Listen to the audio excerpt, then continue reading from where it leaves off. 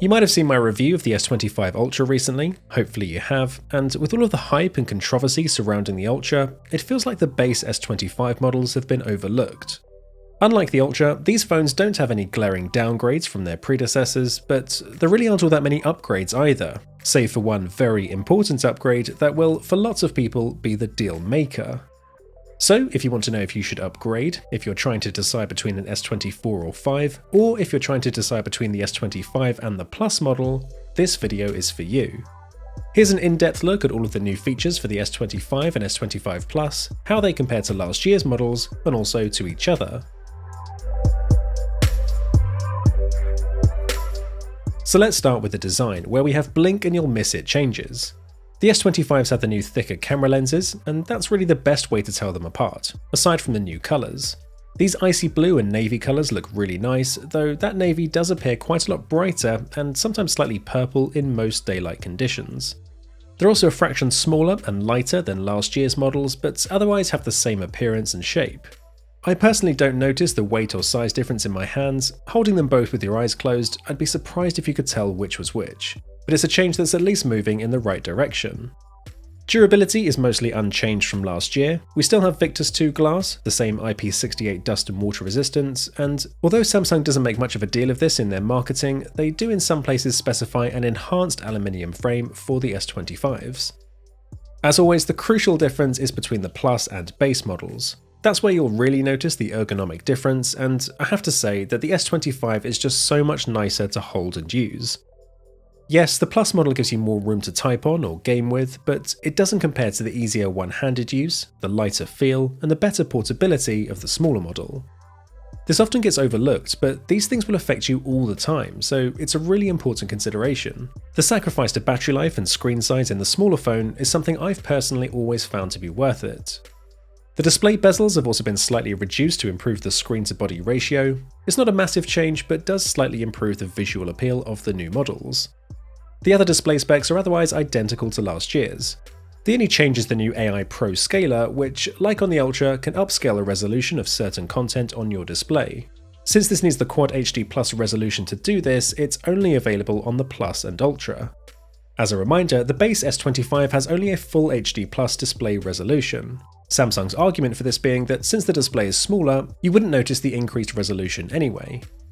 I think generally for most people that is true, but I do miss when the smaller model had a Quad HD Plus display as well. It seemed fairer and meant that I could choose the size of the phone I wanted and worry less about spec differences. So whilst the smaller S25 has the ergonomic advantage, the Plus model has the superior display. But it's not so much the resolution, it's more just the fact that your content looks better on that bigger display. The jump from 6.2 to 6.7 inches is quite substantial, and I do understand why people are happy to pay more for the Plus. Now, for the speakers, I really struggle to hear any significant differences. I sometimes thought the mid-range and voices were slightly louder on the new phones, but it's extremely close. I also notice how close the base model is to the Plus model, and we don't seem to have the same speaker upgrade as we got with this year's Ultra. But take a listen and see what you think.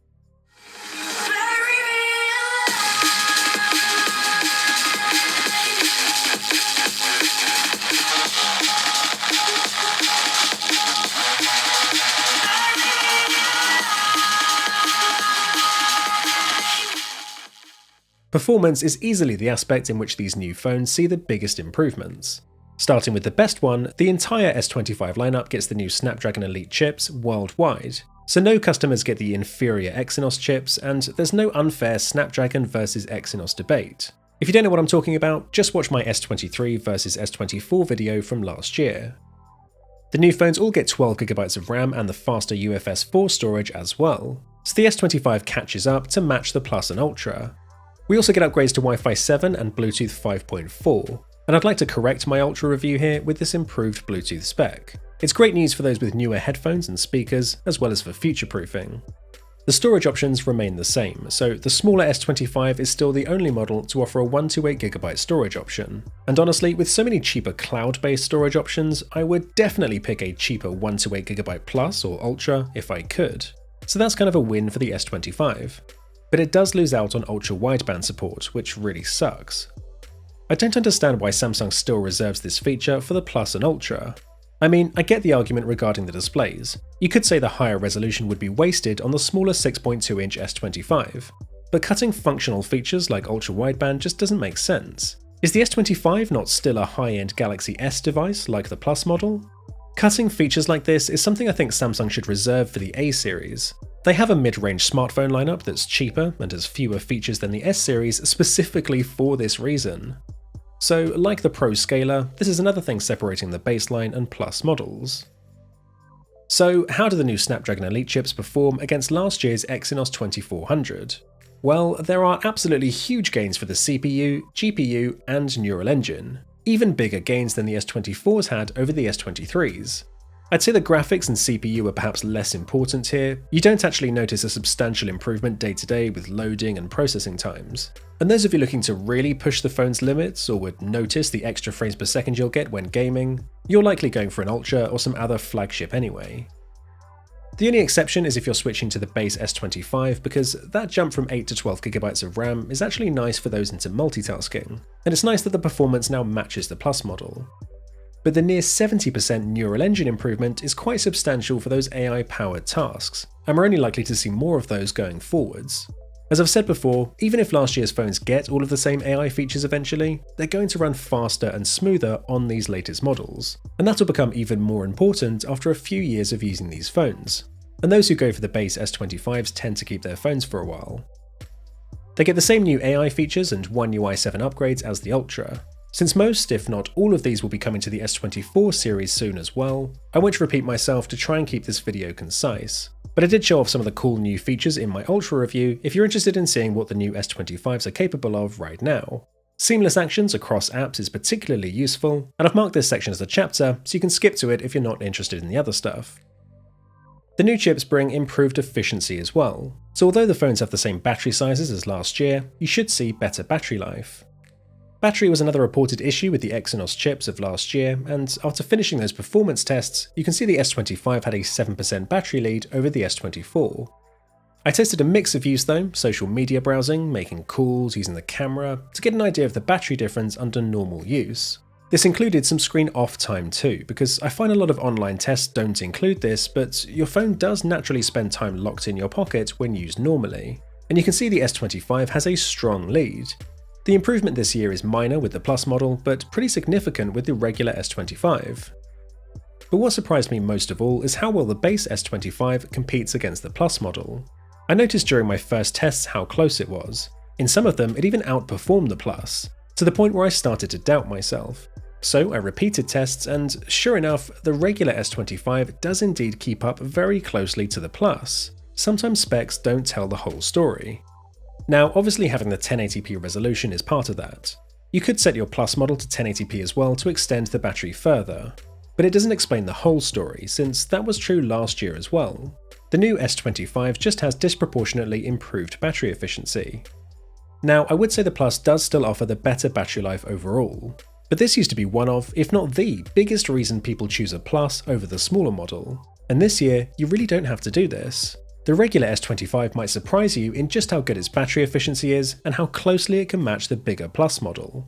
So if you like the smaller form factor but have always had battery concerns, this might be your year to make the switch. Charging is essentially the same as last year, and I confirmed this with my own charging speed test results. Samsung are stuck with the slower 25 watt max for the base S25 and reserves 45 watt charging for the Plus and Ultra. Looking at the charge times, it doesn't make a huge difference in reality, mostly just in that initial fast charge period. So I guess this is Samsung's justification. But again, this is something I personally think should be the same across both models.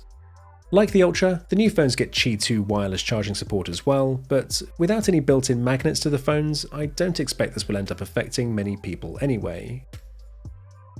So, the cameras. Perhaps disappointingly for some, they're exactly the same as last year's. There's no difference between the base and Plus models either. Of course, with new chipsets comes new processing, which usually affects the image quality, and it's a bit of a weird one this year. First of all, we see a similar trend to what we had with the Ultra, and that's a bit more contrast and saturation this year, and often a slightly warmer white balance. I think in general this does make your images pop a bit more, so I would say there's an improvement. But there's clearly no substantial change, and I think you could easily achieve a near identical look simply editing your S24 photos with just a few tweaks.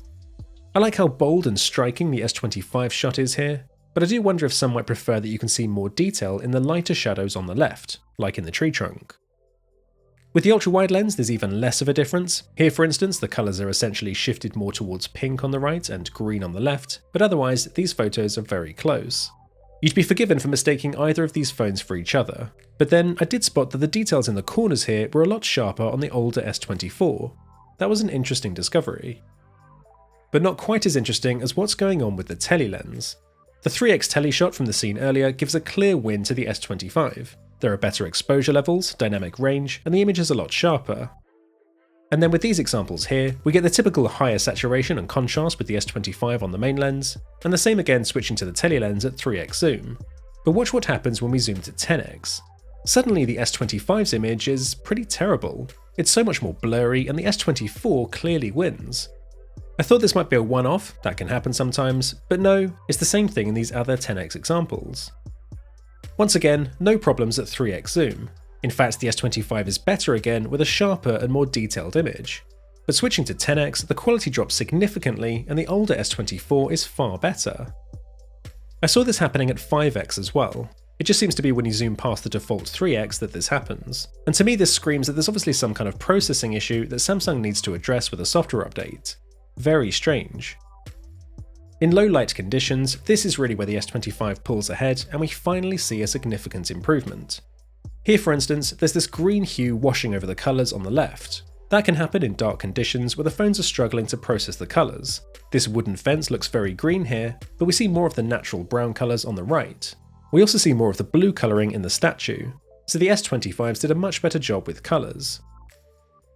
With nighttime ultra-wides, there was less of an improvement. In fact, there seems to be even more noise in the sky on the right here, but perhaps this is balanced out with the reduced noise on the wall. But on the main lens especially, I was seeing sharper images with less noise, naturally darker skies, so more realistic photos, and also better colours. Samsung mentions faster shutter speeds leading to higher clarity photos, and it does seem like there's motion blur with the S24 sometimes. But interestingly, these photos had the exact same exposure time. So there's quite an obvious gap opened up with the S25, which the S24 does close slightly, switching to the telelens. But the new phones still win for better colour saturation and slightly less noise. Samsung talks about AI enhancements specifically with nighttime video, and I noticed a couple of things myself. The first being that the S25s captured more realistic low-light video since they don't boost the ISO so much, which is nice. But also pay attention to these examples because I found they were able to autofocus a lot better as well. It's not perfect in either case, but the S24 is really struggling to maintain focus, so the new models do perform better in general in low-light conditions. With daytime video, the phones are similar in quality, both displaying great HDR performance, though I'd say the S24 here has cranked up the contrast a bit too much. Interestingly, the video file sizes were significantly smaller on the new phones, plus they can now record 10-bit HDR and log video like the Ultra. With selfies, the S25s look a little bit brighter, but I do also find the colour saturation goes a bit too far. They're okay in these examples, I'd probably pick the S25 here. But in these examples, the S25 saturation is off. The sky colour and the grass just don't look realistic. The shadows are left darker, and you get better cloud definition on the left side as well. So I think I prefer the more natural processing you get with the S24s. So here are some samples of the front-facing video on the S24 and S25, and you can probably see there isn't much difference in terms of the overall quality. There is a new Galaxy AI feature called Audio Eraser, which can improve the sound of voices by reducing background noise and reducing wind noise. So you might find the sound quality has improved this year, and we'll have to wait and see whether this feature gets brought down to older Galaxy devices like the S24. So we had some interesting mixed camera results on the whole. Low light performance definitely seems to be better on the new phones, but there's not actually that much of a difference during the daytime, and even some strange downgrades, such as with zoomed photos. So S24 owners shouldn't really need to feel jealous, especially if Samsung doesn't fix those strange camera bugs. S25 owners, are you seeing this as well? The S25 and S25 Plus retail for the same prices as last year, starting at $799 for the S25 and $999 for the S25 Plus. I'll come on to the differences between those two models, but in terms of upgrades over last year's phones, clearly there haven't been many. The biggest change is the extra power, which the vast majority of people don't actually need. It's perhaps a no-brainer that if you can find an S24 at a discount, you should probably go for one of those. But there are actually 3 key reasons I'd recommend spending extra on an S25. The first is if you live in an Exynos region, like I do here in the UK. You'll be stuck with the inferior Exynos models if you go for an S24 series phone, whereas everyone gets the superior Snapdragon chips with the S25s. That alone would probably tempt me. The second is battery life, and particularly for the base S25 model because we saw a significant improvement there. And the third is for those of you who plan on using your phone for at least the next 3 or 4 years and are interested in AI features. I really think you'll benefit from the S25 series extra processing power, especially in a few years' time when the phones will start to slow down and there will be even more AI-based features. Once again, especially for those considering the smaller phones, since the new S25 has extra RAM now. So do have a think about if you fall into any of those 3 scenarios, because it could be that one of the latest models does actually offer you better value. As for those deciding between a base or plus model, I think there are even more reasons this year to save yourself some money by getting an S25. My personal preference for the smaller form factor aside, the phone has caught up a lot with the Plus, getting the same RAM, the speaker quality, and the greatly improved battery life. But there are still some features it missed out on. These sadly still aren't quite the same phone, just in 2 sizes. I wouldn't personally say any of these differences are deal breakers. The more important factor is how these phones feel in the hand and the display size, and that's down to personal preference. For those of you wondering about how these S25s stack up against the Ultra, I've got a dedicated video on that coming very soon. Let me know in the comments which phone are you going to be upgrading to. If this video was helpful at all, then please give it a like, and do subscribe and hit the notification bell if you want to be notified when more videos like this one go live. Thank you all very much for watching, and I'll see you in the next one.